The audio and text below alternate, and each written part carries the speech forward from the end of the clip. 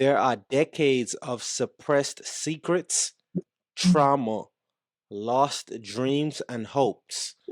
Why is it easier for most people to live under that veil and put a mask on than to slay them? Mm. It's easier to keep something down than to push it back up. There is a fear that opening up wounds, speaking out loud about it, when you are the person who is the healer, the generational curse breaker, there's so much on, right?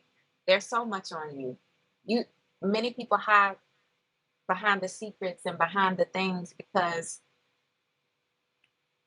they don't want to be exposed in some kind of way. And it's not a negative exposure. It's just you're putting yourself out front to get the weapons thrown at you. But the thing about it is when you release and let those things go, you open up a portal with everyone else behind you to be open to talk about the things that they experience, to be open to be open with other people and share and experience. And you stop the generational trauma that went behind you. Now you're showing everybody it's okay. It's okay to be open. It's okay to talk about it. It's okay to heal. I am, first of all, let me say this. I am honored. I am excited that you gave me your time today. And I don't take it for granted because you could be doing anything else in the world right now. But the fact that you gave me a little bit of your time, I am very, very, very, very appreciative of that. And I don't take it for granted at all. You are someone that I just admire so much. And I think it's not, I think, I know why. It's because the way you craft your words, they always seem so perfect. And it's something that I aspire to do in my life. And for me, I'm becoming better at it. And I notice the better I become internally, the better I notice my vocabulary become, the better I'm able to articulate my words. And I the funny part about this whole thing is that this podcast is predicated around entrepreneurship and personal development. And I know this conversation is going to be a little bit different today, and I'm okay with that because you are a person that speaks life into people. And I feel like this conversation will definitely help a whole lot of people that we may even not get to meet one day. So we are here to create something that's going to leave people feeling very much in a better space before they even tuned into us. So I know I just said a whole lot, but before I give you a chance to speak, let's role play for a second. Let's say that we are at a networking event, right?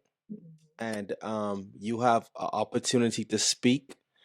Um, and they give you a chance to speak. And let's say you are walking up on stage. They hand you the microphone. How do you introduce yourself and tell people what it is that you do? What do you say? Mm. Oh goodness, I would just, I'm Lisa Marie. I am, wow, a woman who has been healing for the last 5 years on a healing journey, who has learned so much about herself, so much about her surroundings, and so much about people as well. I'm on an ongoing journey, and I'm just sharing from experience of what I've been through, what I'm currently experiencing, and what I want to see for the future. My purpose is to um, tell people that through the midst of everything that they're going through, that is always a rainbow and there's always sunshine, um, but not staying in the course of our life of woe is me and fighting through our battles and just get through. That's just who I am. That's my purpose. That that's your purpose. The first thing I want to ask is, what are you healing from? Because you said you're healing. What are you Yeah. healing from? Wow, there are so many things that I'm healing from. Healing from my own self-destruction, things that I have, negative things that I have said to myself over a period of time where I felt less than, healing from mother wounds that I had experienced throughout my life, um, from abandonment, healing from molestation. Oh goodness, there's so much gravity into it, and just coming forward in this space where I have put those things aside and seeing myself through, and seeing myself in the most perfect light that is available for me in my sense of what is perfect and perfection. Why did you used to say negative things to yourself? Ah, I think when you are in debilitating situations, many times you don't see yourself out of it.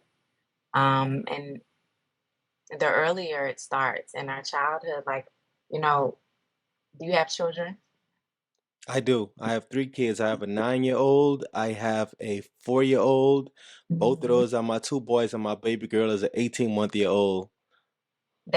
Children have this vast imagination and they have this love. But if you keep throwing things at a child, they'll have a sense of negative self. They'll tell themselves that. And so, for many adults who have battled trauma and issues where they talked to themselves and told themselves that they're bad or negative things or a part of them, they've heard it from someone else, and it's hard to break that cycle until you get to the point. Sometimes, many times in adulthood, when it compounds, and we find ourselves in a moment of, oh my gosh, I need to get unstuck because all of these things in my past is coming back, and we're replaying this. And we also, as adults, even we graduated from a child to an adult, we still have a childlike self in here, and we Right. tell ourselves the same things that we told ourselves as children. So that negative self-talk did come from hearing negative things when I was younger and planning them and thinking that that was defined as who I am, and just redoing the course and saying, I am not those things. I just made myself believe that that's who I was. Wow. I was listening to your podcast. I've been listening to it for maybe the past month. I've been listening to it every day because once I knew that, hey, this is who I want to have on the podcast, I was more intentional about, okay, I need to consume my content, consume it.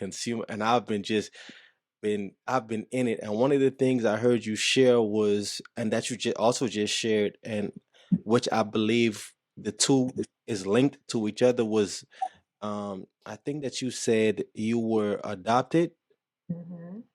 and then just now earlier you said that abandonment. Um, would are those two things linked to each other? Absolutely. Absolutely. Right. I figured. So my question around that is, I want you to open up a little bit more about that part of your life. Mhm. I was I okay, so I'll say I'm this. I think and I'm sorry for asking all these questions, but it's like I time. I, I just want to peel back the layers because the person that I see on the internet is someone that know who they are, the person that you just radiate with so much love, light, and energy. So I'm just here to bring enlightenment and love and energy to people that needs healing. Absolutely. Absolutely. So the way that I describe adoption, and I think for many adoptees, I've even you know, studied on forums and seen what people, who have been adopted, what they feel from an early age. You kind of feel like something is not right. And the way that I describe it is, you have a big old puzzle piece, and that one puzzle piece is missing. And they'll put a piece in that looks okay. When you stand back, it looks like everything is together. But if you come close, you'll realize that that piece doesn't actually coincide. It doesn't go. And so for a long time, I kind of felt like, maybe, maybe not. And a cousin told me that his grandmother told him that I was adopted, and that really rocked my world. Even though I had this sense that I didn't look like my mother, I didn't look like my father, and especially after my brother was born, there was no similarities whatsoever. And stayed with that for a while. I didn't think much about it. And then I asked my mother, I think I was about 11, and I asked her, and her reaction, it shocked her because she didn't know that I knew. And after that, our relationship really just was lopsided. I mean, by that time, by age 10, I had lost my dad. And so she was a single parent. I think she was going through so many phases. And then not knowing that bringing that issue would make it worse. Um, we it kind of alienated and divided our relationship, and so from her stressors of being a single mom and just everything that she was going through, um, it wasn't intentional, as I found out later. But my mother was very harsh in her words. Because I was the oldest. She put a lot of pressures on me. She said a lot of things that hurt. Um, and so I always kind of felt like I was, like they said, a redheaded stepchild. No, no congruency whatsoever, no emotional connection. And I kind of felt, abandoned. Later in life, I prayed on it. I said, I knew that I had an older brother. My mother did reveal that to me. So I felt like, okay, if I find my older brother, I feel like there will be connection, my mother as well, and my father. When I went on my search, I realized the lady told me my mother had already passed. It was my biological mother. Um, but I got in contact with family members. They put me in contact with my siblings. But then, as the story unfolds, what ended up being revealed was that I had other brothers and sisters, and my mother was the only one. My biological mother was the only one who gave me up. And so it then brought it back to, wow, even as an adult, that childlike heart still was like, I wasn't wanted. I was abandoned.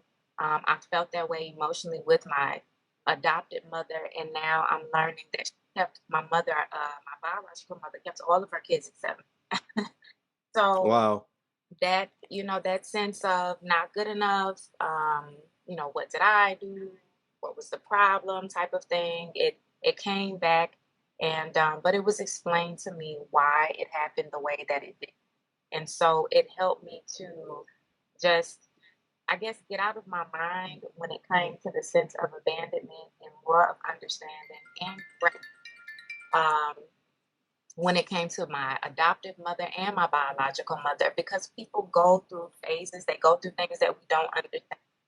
And so after I met my sibling, um, I felt more complete, and I just worked on the sense of abandonment that I felt for so many years. You just said so much, man. You just said so much. And the thing that what you saying, that one thing that I have both parents in my life, I've always had, but one thing that made me appreciate my parents even more was a saying I heard that goes, the only reason why we are mad at our parents is because we only know the journey that they walk with us, not the journey that they walk by themselves or before us. We don't know that journey. So we only know one side of it. But once you learn the other side of it, it's like, okay, that's when you could give grace and you could understand things a little better. So what it's also funny to me, I actually had this conversation yesterday with somebody that I know, not yesterday, 2 days ago. She opened up to me about the same kind of issue of being adopted, and out of all of her siblings, she was the only one that her mother gave away. Her mother was, I think she said her mother was a prostitute, and she was like, she was the prostitute child, and she just have so many questions. And as she was talking to me about it, I wanted to peel back the layers, but I was just like, man, it's it's crazy that now we're having this conversation, me and you.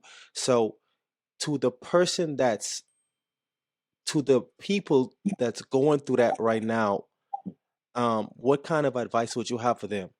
Mm. Just what you said, we don't know the journey that our parents went through. We don't know how hard it was for them to make that decision to let us go. I had to flip, the narrative in my thinking and say how blessed I was that my mother didn't, she didn't want to just not let me be. You know what I'm saying? She gave me life and she realized in that moment that she wasn't able to take care of me. And so she blessed me with the opportunity to be with a family who, in all goodness, did everything that they could. I mean, my mother and father collectively were great. They exposed me to so many things that I know, even talking to my siblings, they didn't have the opportunity to do. So I give my biological mother grace in what she went through, and I just look at it as another chance to live, and not so much on the fact that even when I felt the sense of abandonment, that I was still blessed, that God still gave me another chance, and that nothing, when I look at the course of my life, I didn't die. I didn't, I'm not in prison, Right.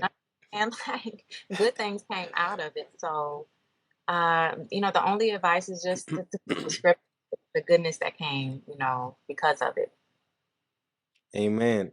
And oh, I wanted to say something. Oh, this is what I wanted to say. Mhm. And the beautiful part about all of this is that our story is never about us. It's never for us. It's never about us. It's Yes. to help the next person get through it. And the fact that you recognize that, man, I salute you for that. Salute you Yes. for that, man. And I want to digress a little bit because it's like every time you say something, it's like I want to peel back the layers more and more and more. I'm just a deep thinker, man. Like surface level conversations really don't resonate with me. Like Yes. that's just how I am. These past few years of just personal growth has really shown me that I really enjoy conversations that get a little deeper. Mhm. And in the beginning, you were talking about, abandonment and all these things that was going on in your life. And I want to know, how did you overcome all of that? Mm. I What, think. what, was there anything specific that you did to get through that? And I want you to speak to the person that's looking to get through it as well. Mm.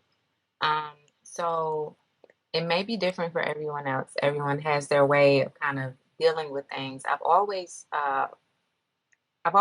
written things. I've always been a writer.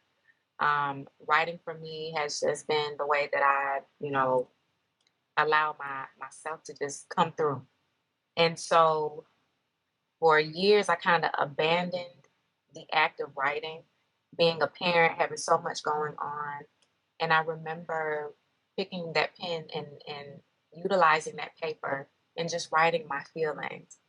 But it was more so of doing the opposite of what I thought and what I felt, right? So because, I explained earlier, everything was negative self-talk.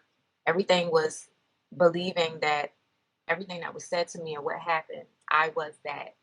And so I started to affirm to myself and writing these affirmations down and really following through intentionally because I no longer wanted to feel this way about me. So for me, the act of writing, the meditation, the journaling, and prayer, I would say prayer was the number one thing for me. Being intentional about praying and doing so as often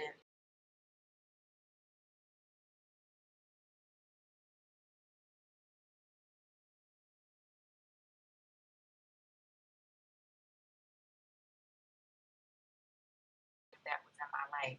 And I think when I started to see the positive as we set forth, I was thinking positive and I was seeing positive changes. And I was, so all of that came full circle for me.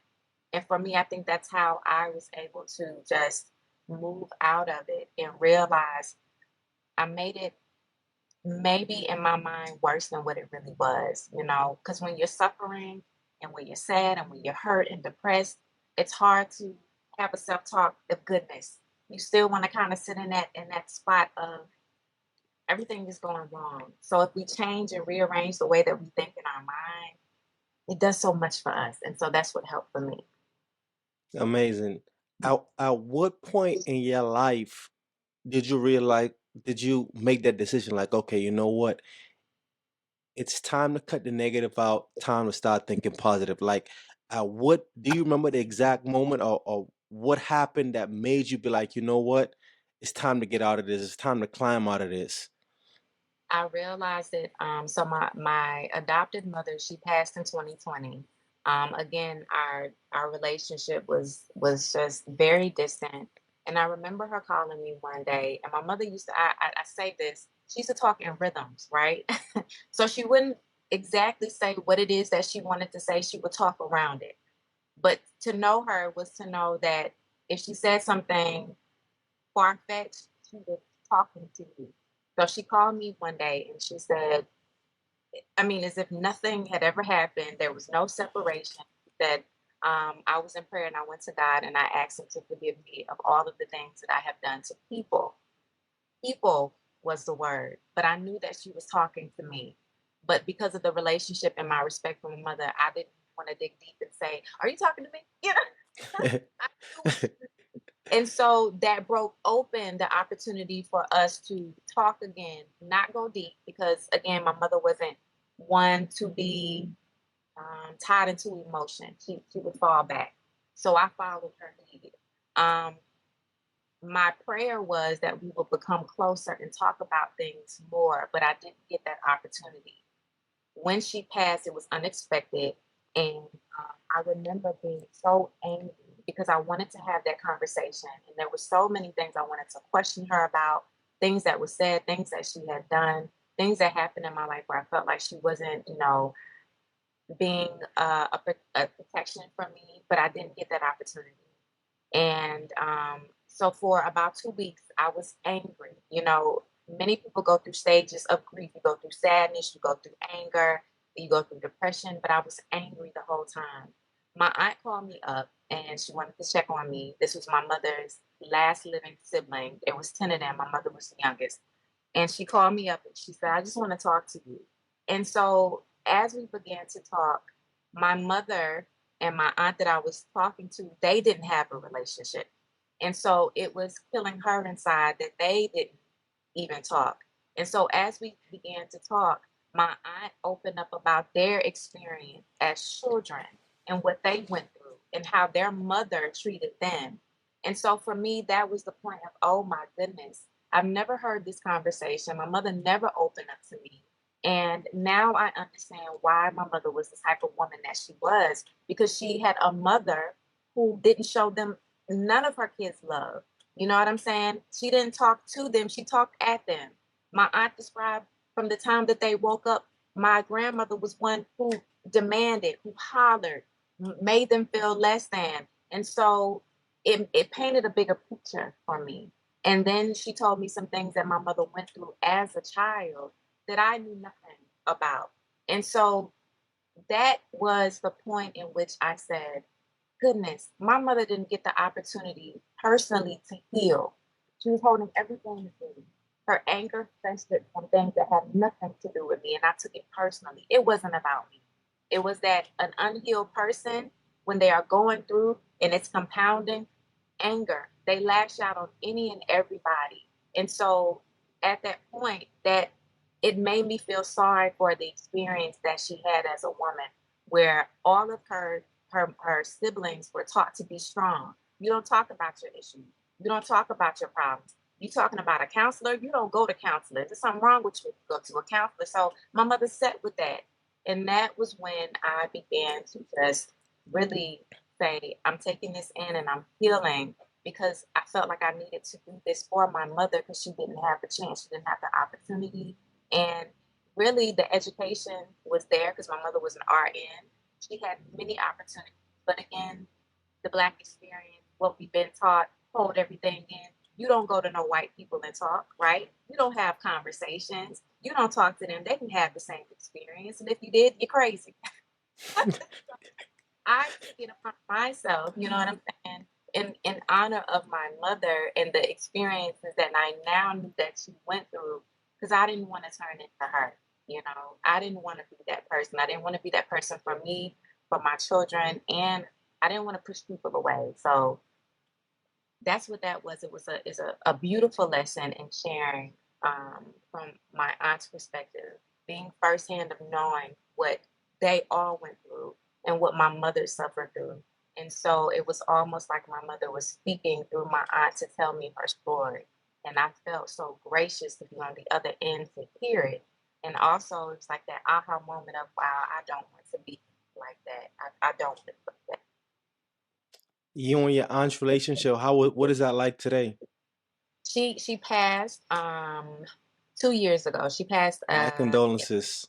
yes. So she was my favorite aunt. And my mom would, she would make like little funny comments because we were so much alike. But because again they had like that separation and that issue, I hardly ever seen her. I didn't really get to talk to her, but that bond, anytime that we talked on the phone or we seen each other, it was, it was I always and you talking about your biological mom right now? my adopted mother. Yeah, adopted mother. Okay, okay, okay, Hmm. okay, Yes, okay. There are parents that go through, okay, just like like you just said, your adopted mother, because what she experienced growing up, she became that, right? yes, yes, And a lot of times parents, they know what they didn't like um while they were growing up, but yet they become the thing that they did not like.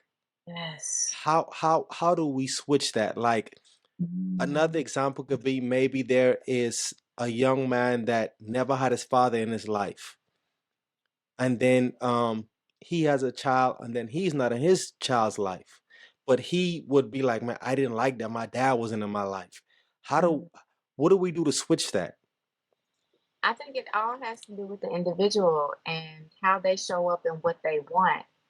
But I'll use my mother, my adopted mother, for an example. Now, while she didn't have love from her mother and she didn't show love to me, my mother's way of, I guess, doing things different was to provide me with opportunities, right? So, though in the space in which she was living with 9 other siblings, she didn't get the opportunity. My mother was very, very smart, very educated woman. So she didn't get the opportunity to be involved in groups. So my mother put me in Girl Scouts. She would ensure that anything educated related that had to do with the African American experience or the Black experience, I was going on trips. I was going here, there. So that was her point of what she felt love was. Everybody in their mind has something different. And for the person who didn't have their father around, and he's not around, see, sometimes they play on, I'll buy them clothes, I'll buy them the latest shoes, Mm, mother money, because in their mind, they're thinking they're doing some of the part. Maybe they can't show up physically, you know what I'm saying? Because maybe a man feels like he's not going to be equipped to do so because he wasn't shown the way. But maybe his way of what he thinks is showing love is ensuring that his child has enough clothes. He's providing money to the mother. He's taking care in some kind of way. So I think it's an individual approach where we have to question ourselves and how we're going to manage relationships with people and how we can undo some of the things that we experience. It is true. We didn't like how we were treated, but it's up to the person to turn that thing around and do differently and actually be present and show up in relationships with people. 100%. Yeah. 100%. What is the purpose of life, and how does it shape your decisions? I feel like every single person, regardless of if they felt like they found their purpose or not, every person in this world has a duty or a job or an obligation. It may And not, I don't mean to cut your wisdom, but how do you find your purpose? oh gosh. I So find my, so so it's a two-part question now, because once you started speaking, you said the word purpose, and I was mhm, like, okay, how do you find your purpose now? So it's a mhm. two-part question. One is, how do you find your purpose, and then two, what was my first question again? What is the purpose of life, and how does it shape Lisa Marie's decision? Mm. Okay, well, I'll start over. The purpose of life, I feel, is not to just be present, but to be felt, to be heard, and to be experienced by people around us. It may not be on the grand scheme or scale, but the people that you touch in your immediate area, that's what that's the alignment that you're supposed to have. When it comes to purpose, I think many times the purpose is always set through when we are young. And I say that because in many of the conversations that I've had with adults, right? We always go back to the first memory of us when we were children. Again, children don't have any bounds. If a child says, I'm going to be a lawyer, they say it with vigor. And ain't nobody stopping them until somebody implants something that says, you can't be a lawyer. You know what I'm saying? And that's when everything changes for them. If we still thought with our childlike mind, all of the things that we did when we were children, the way that we pretended and played, being a mayor, whatever it was, that is, I feel, the purpose that God has set out for us. It's something larger. Maybe it's not specifically as I was playing, as a child being a mayor. My position is not a mayor, but God put it into me that I have authority and that I'm able to lead because in my actions of playing, I utilize those functions. And so many times as adults, we go back to that and say, wow, when I was a child, I thought this. And even when I'm growing and I'm seeing myself, these are the things that stick out to me. These are the things that are relatable. For you, it could have been, you like talking to people or having conversations. It just made you happy. You may have repelled, as you grown as an adult, but it came back full circle. You know what I'm saying? So it's like the things that we do innocently, I feel like, is the beginning of the purpose. It just, we catapult it as adults when we see and ground ourselves and understand that who we are. And I think that's when we find our purpose, when we just stop listening to the noise of other people and telling us who we are and what we. And how does that shape your decisions? For me, I've always felt like when I was going through the journey of healing and also understanding more about myself and the power of the negative self-talk and how that pulled me down. If I thought that I could do the opposite of positive self-talk and regenerating and rejuvenating myself, I saw the outcome of it, right? And so I took all of those elements and said to myself, why not? Why not expose these to certain people around me first? My friends, my family. We caught wind. Let's talk about these things. And then on a grander scale, one thing about it, my personal journey, sharing through social media was intentional for me, not other people. So I didn't start off as I'm going to share these words and this is what it's going to be. This was my healing. This was like my vocal journey, journal to other people. It just kind of caught wind and kind of did what it did. And so I understand that, the journey and the purpose has always been as a child, even with the things that I had experienced and I was going through. I've always been I guess, a positive person in some aspect. And so when I think back as a child and having these relationships with children and people, I realize that that's always been who I was. I think that the midst of the journey just kind of enveloped and opened everything up. And now this is just where I'm at right now. So And the second part of the question was, how do we find our purpose? I think for many people, again, the purpose is found in the things that we enjoy, the things that we love, and the things that comes very easy to us. Um, it's really just it's hard to identify because so many things are different for so many people. But I really think it's what comes with ease. It's not. It doesn't have to be learned. It doesn't have to be hard. It's whatever you do on a daily basis. I think that's what your purpose is.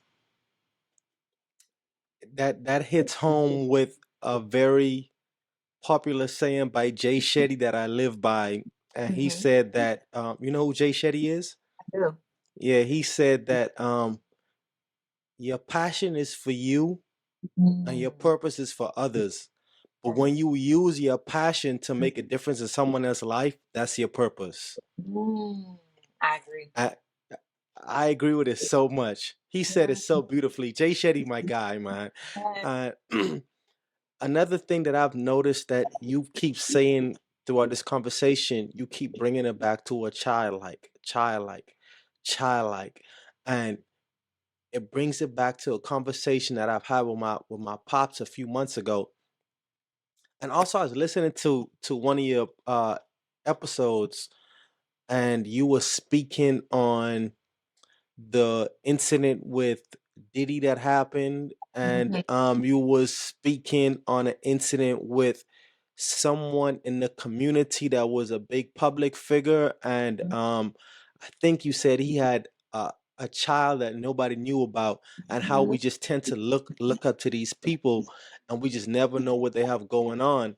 yes. And with you saying childlike, childlike, childlike, it brought me back to a question I asked my pops one day. I said, "Pops, if you can get mentored by anybody in the world, anybody free of charge, who would it be?" Mm, And I've asked this question numerous times to different people that I've interviewed, and they always give me some public figure. They always do it. For my pops, he said that if I was to get mentored by anybody in the world, it would be children.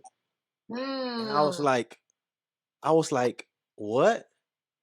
He yes. said, the Bible says, come to me as a child.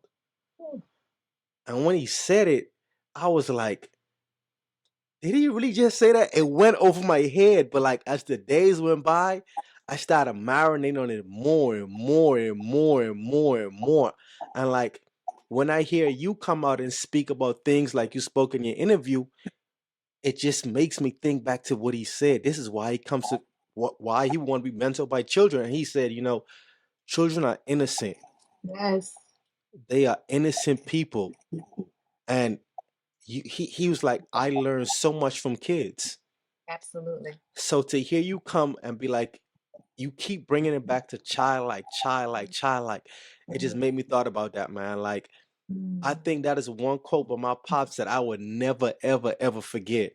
yes. Why Yeah. everybody else I ask that question to, they always bring up a public figure. Why they would get mentored by a public figure because of the success that they had. And my Mhm, pop said, "You don't know what these people are doing. You just don't know what they're doing behind closed doors. You never know what's going on. But children are innocent."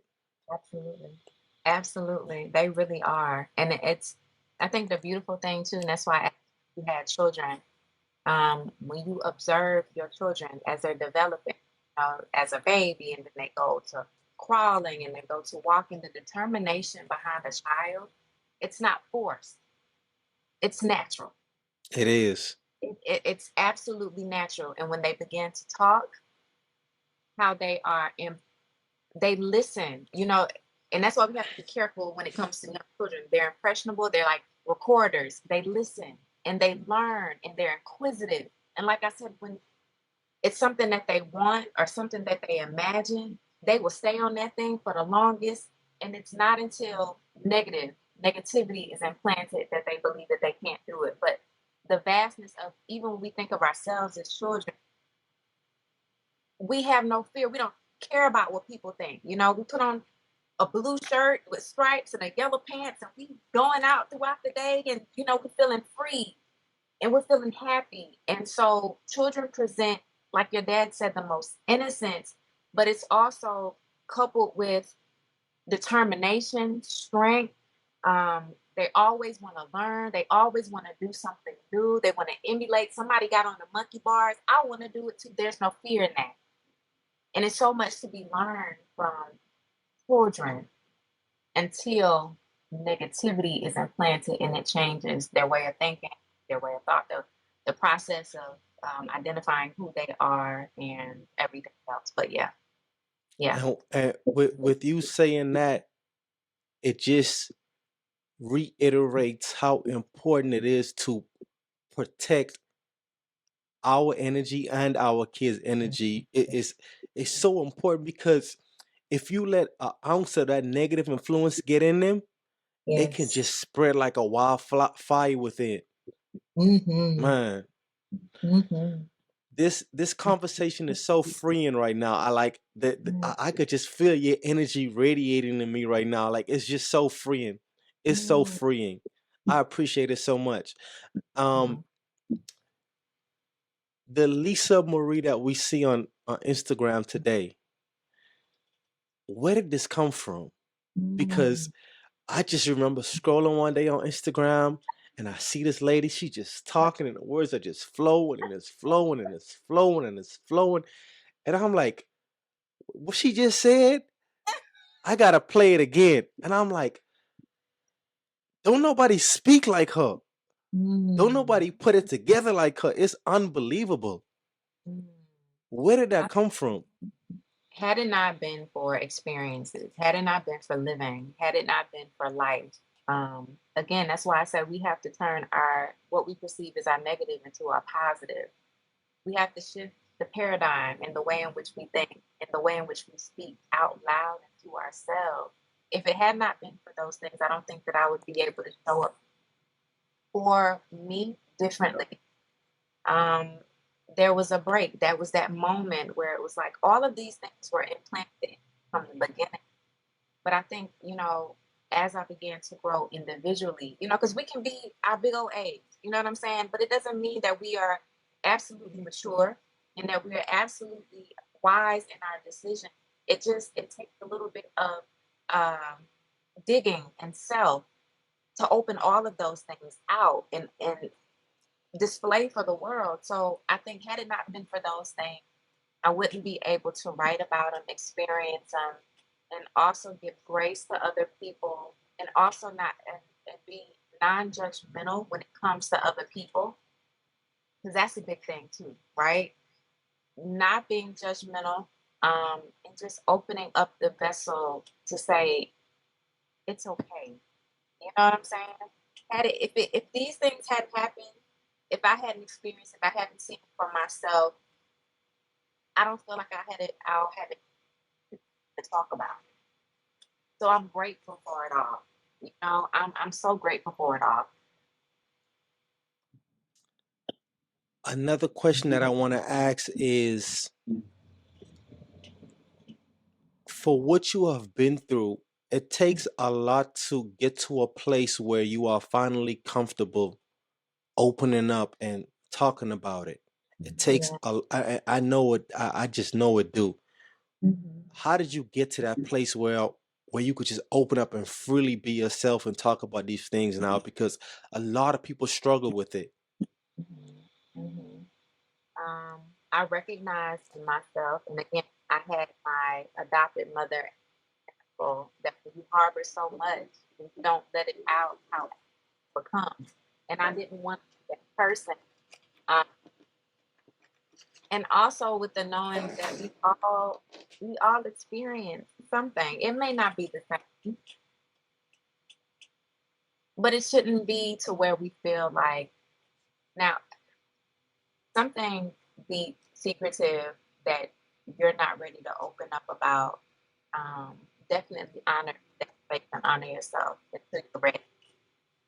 But you don't know what the story that you did to provide for someone else who may be going through. The testimony is what sets you apart and allows people to see themselves in you.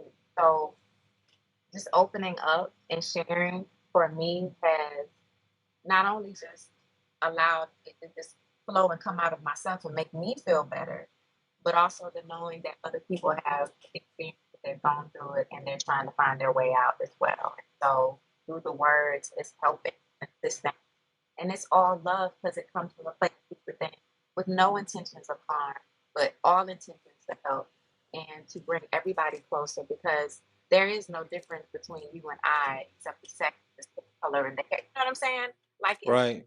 all are similar, the same. So, and many of us have similar situations as well. Got there are decades of suppressed secrets, Mm. trauma, lost dreams and hopes. Why is it easier for most people to live under that veil and put a mask on than to slay them. Mm. Mhm. You know, it's easier to keep something down than to push it back up. There is a fear that opening up wounds, speaking out loud about it, when you are the person who is the healer, the generational curse breaker, there's so much on, right? There's so much on you. You Many people hide behind the secrets and behind the things because they don't want to be exposed in some kind of way. And it's not a negative exposure. It's just you're putting yourself out front to get the weapons thrown at you.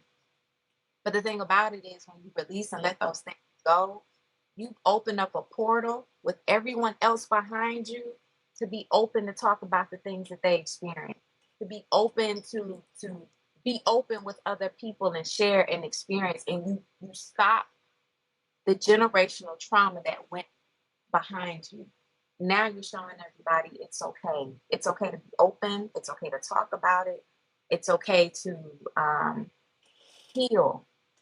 When I think about my parents and then their parents, I mean, if we think about from generation to generation, even in the Black community, how we don't speak up about what that uncle did, okay? We know Uncle so and so ain't right, but we gonna keep it hush hush because we gotta conceal the legacy of the family. Because if we say Uncle so and so is bad, that means that some way we're equating that everybody else in the family is bad. And then you hide in secrets, and then the next generation comes, and then that person has the affliction. Well, they don't know where it came from because nobody wanted to open up. It takes only one.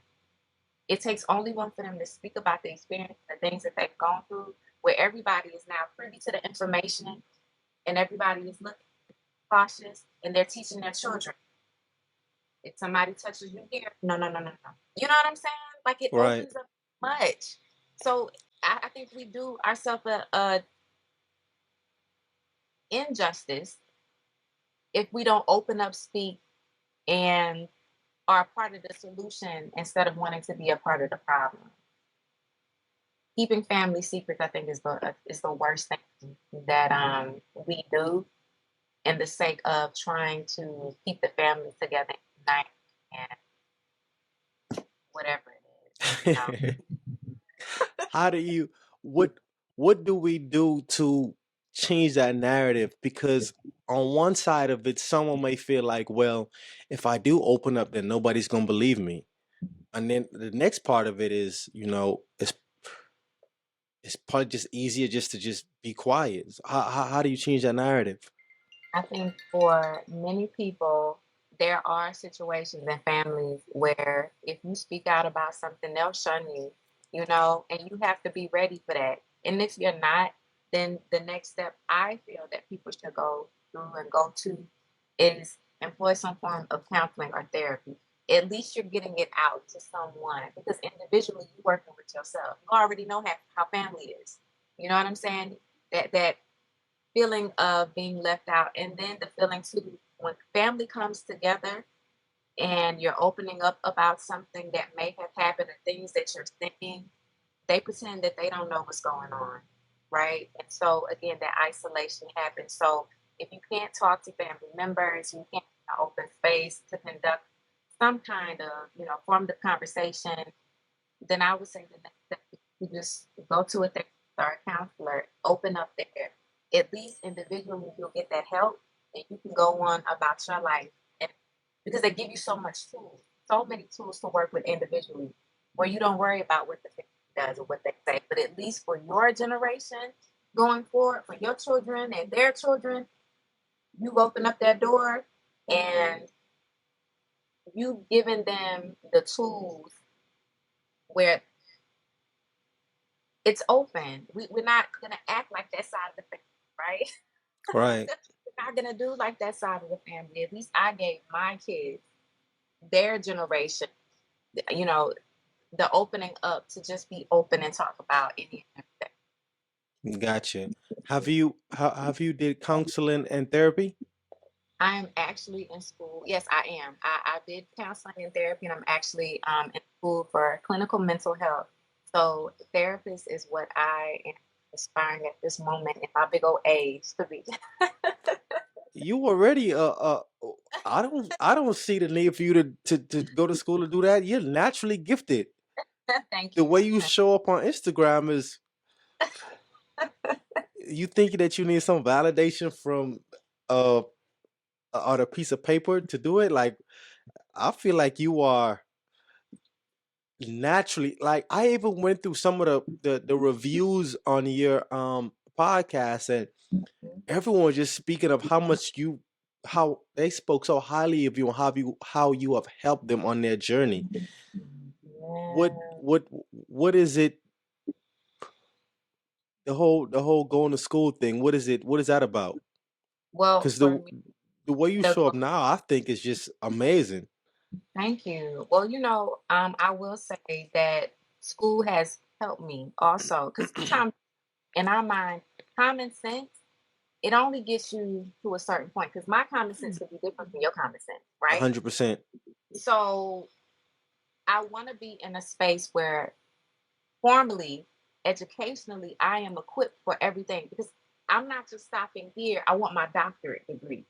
And in the doctorate degree, I want to study us, Black people. I want to have us in statistical information where we can put it out there. This is what's going on in our family statistically. Whenever I'm reading something, when it is composed of research, do you know that Black people are limited in the information that's put out there? It's always white people. So when we get the summarization of mental health and what people are going through, it's based on white people. We are different from white people because of the way that we have been raised. You know what I'm saying? The things that we have experienced. So that's why educationally, I want to take it further because now I can be in a position to do the research on us, people of color, because our background is different. You know what I'm Right. saying? Working with different elements. Susie may not have gotten beat by her daddy. You know what I'm saying? She in my counseling office crying because her parents won't give her money to get a house. Meanwhile, you know what I'm saying? I have Keisha crying because now she's dealing with generational trauma of being beat, being talked down to, poverty. White people's poverty is not the same as Black people's poverty. You know what I'm saying? It's not the same. So that's why I want to take it a step further educationally to be in the realm to say, listen, I'm not just talking out the side of my head. I have the degrees to show that I'm just as great as this white person that's sitting next to me talking about their white counterparts and not digging into our community of people of color. So that's why. Gotcha.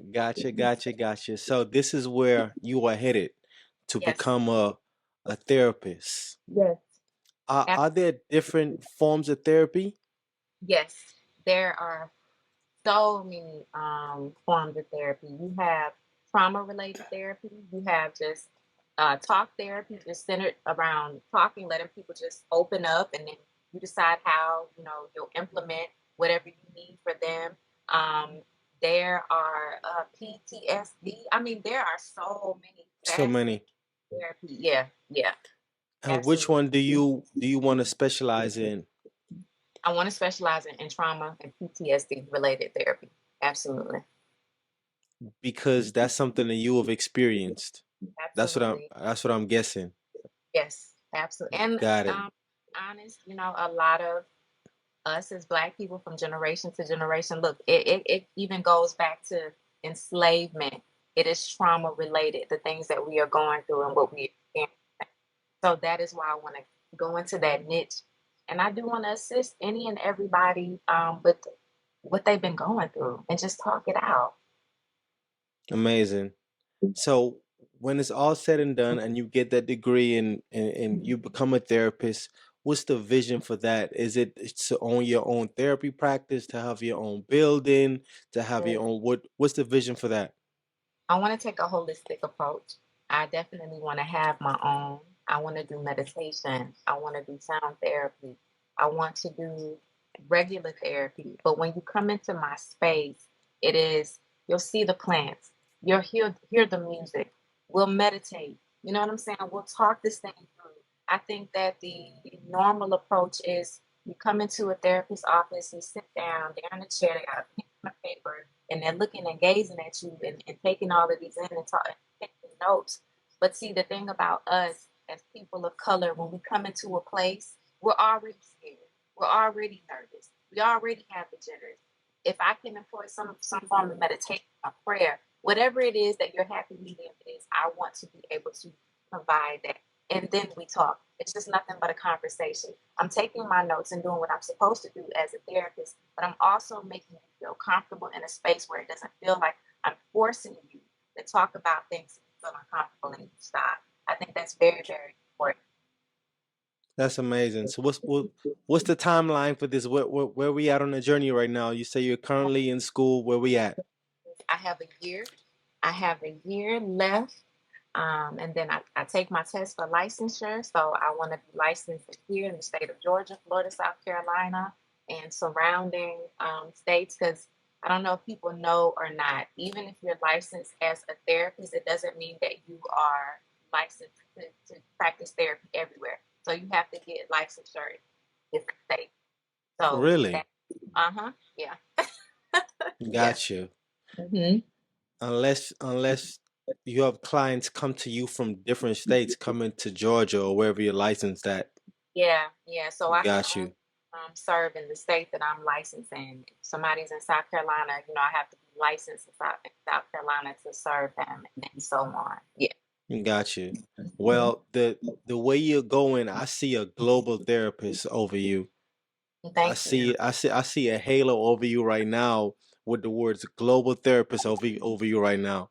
And you are out here to heal people that you have never met, and you're gonna change a lot of lives. The ones that you uh the ones that you have already helped change, and the ones that you are changing right now, and the ones you are about to change in the future, they are in for a very good thing. I am excited for your journey, and I hope to be a part of it. Well, not I hope, I will be a part of it. I'm definitely going to support it. And let's touch on the affirmation cards that you did. Where did that idea come from? Mm. So the affirmation cards, yeah, affirmation cards was what I had already been doing the journey of healing, and I felt like if I could give some of maybe the thoughts that I had in my journal and just affirm those words, because I knew that in the process of just showing up, I guess, on social media, you also get people who message, you know, and they tell you about their experiences. And so while I was taking all of that, I was notating, okay, I want to make an affirmation about this because this was covered in a conversation with, so and so and so. I experienced this coupled with, things that were shared and things that I went through. So it's really just a reminder every day of something different, of hope, love, the journey, to refocus, something that you can tangibly see and read and refocus and center your attention so that we don't have these negative self-talks when we wake up in the morning. You know what I'm saying? At Right. least if it can be implanted in the morning or the midday or at night, it will change the way that you may feel and think about yourself and then even your atmosphere around you. So that's my little nugget of pushing something forward for someone else to just have, affirm, and be tangible in that. Ain't nothing little about that. Yeah. Ain't nothing little about that. With the industry that you're in and the way you show up on Instagram, I know that, well, I don't know. From the outside looking in, it seems that I know, well, again, I don't know, but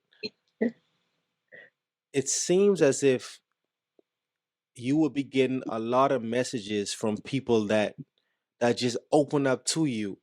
Mhm. And it seems that that could cause a overwhelming of joy and emotions, because I know Mhm. you probably hear a whole lot of stories and a whole lot of this and a whole lot of that.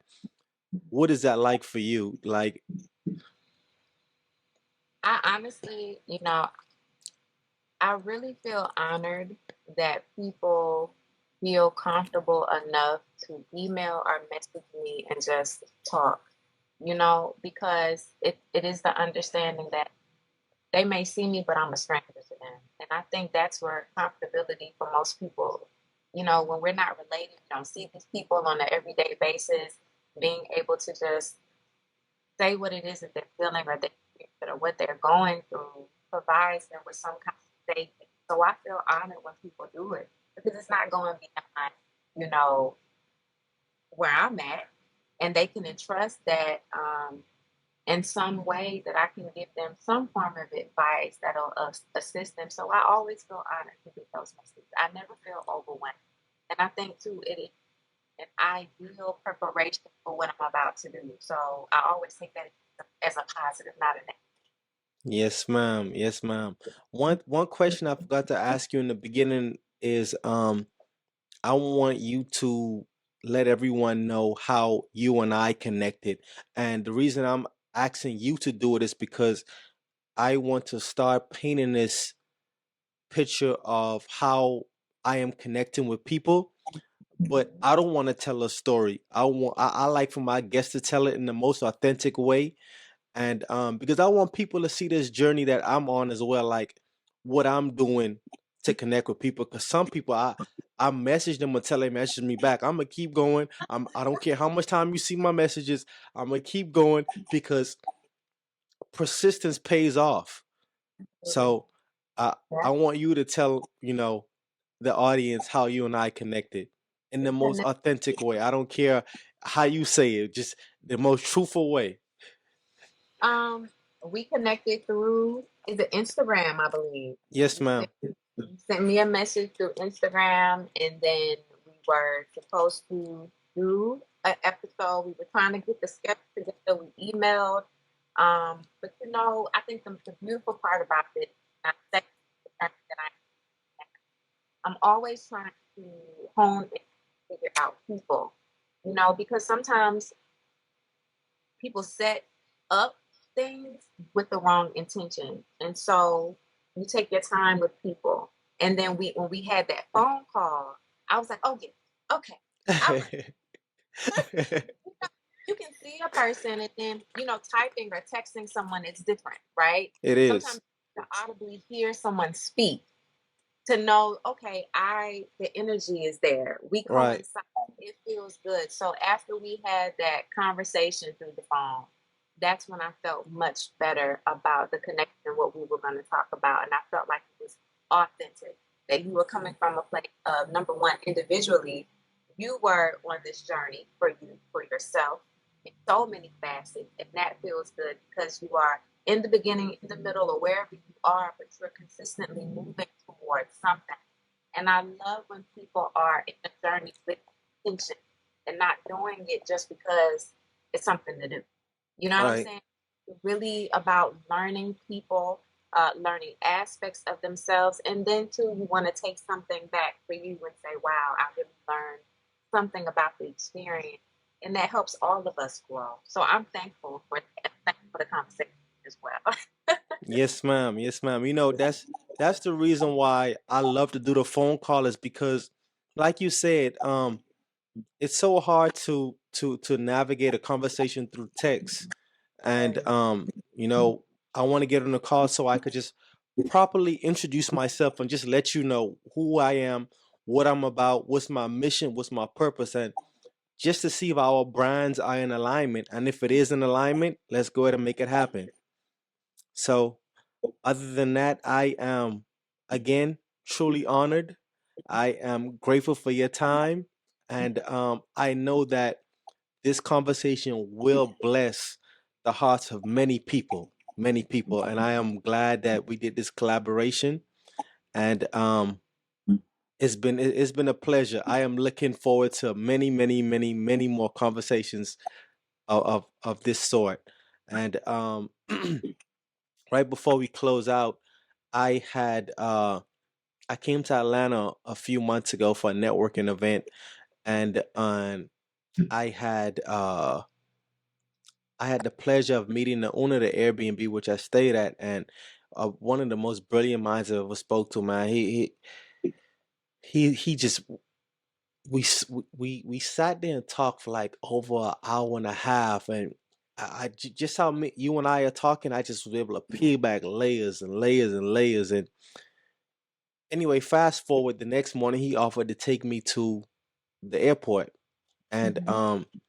I told him about my podcast and what I'm doing, and he brought me a sheet of paper, and he's like, "Hey, these are some ideas that I think that you could add to your podcast." And one of the things he wrote on there that said, "The world is listening. If it's one piece of advice that you can give to humanity, what would it be?" And I want to pose that question to Lisa Marie. Oh my goodness. If it's one piece of advice that I can give humanity. Stay in your perfect peace and stay in your perfect place. You are who you are. We will evolve over time, but do not go so far from the niche of who you are, the realm of who you are. Do not change, because people need you to be this way. They expect you to show up this way. Always be you. The person that you are is enough for you and everyone else. If we act outside of who we are, we won't be ourselves. We'll always be in battle and conflict with us. So stay who you are. Evolve, but don't dramatically change. That would be my advice. That'll be your advice. And I'm sorry, I have to peel back the layer one more time before we close this out. How do you find out who you are? Listen, we are who we are. We know our likes. We know our dislikes. We know what we do, what we don't do. As we learn, we will evolve. We will. Maturity will come. Wisdom will set in. But I'll explain it like this. If you are an eclectic soul, if you like this type of music, you like paintings, you like this, that, and the other, and you get with a group of people and they're staunch, they're different, you don't change who you are because the people around you are different and it seems cool and it seems more inviting. That you'll show up cohesive with them. You stay who you are because you'll be appreciated for who you are. If you align with the group of people that you know, it seems on the picture would be great for you, then you have no individuality. And then you have no stories to tell. You have nothing to look forward to because you're grappling with that person and the individual you. So always stay who you are. Who you are is good enough. It'll bless other people, and it is individually just who you are. You know what I'm saying? Don't go Yes, no different. ma'am. Yes, ma'am. Yes, ma'am. Well, other than that, let everybody know how they can find you, how they can connect with you, and every now we can look forward to in the future from you. Absolutely. I am on Instagram and TikTok at season underscore dialogue. I'm also on YouTube, Season Dialogue. And if you are into audio podcasts, it's Season Dialogue with Lisa Marie. It's on Spotify, iHeartRadio, Google Podcast, Apple, anywhere that you hear a podcast. Got you. One last question. Where did the name Seasoned Dialogue come from? Oh, goodness. Season. It's a Southern thing. Seasoning. We love seasoning in our food. To bring it all in, as a woman and traveling through my journey and getting older, you feel seasoned in your experiences. And so, and also the dialogue of talking about the experience and getting connected with different people. So the season dialogue, the season adventure, the season journey, the season life, season dialogue. That's it. Got you. Well, couldn't close it out no better than that. Thank you so much for your time again, and looking forward to everything season dialogue. I'm sending more wins your way, sending more love your way, sending high energy your way, and all things positivity your way.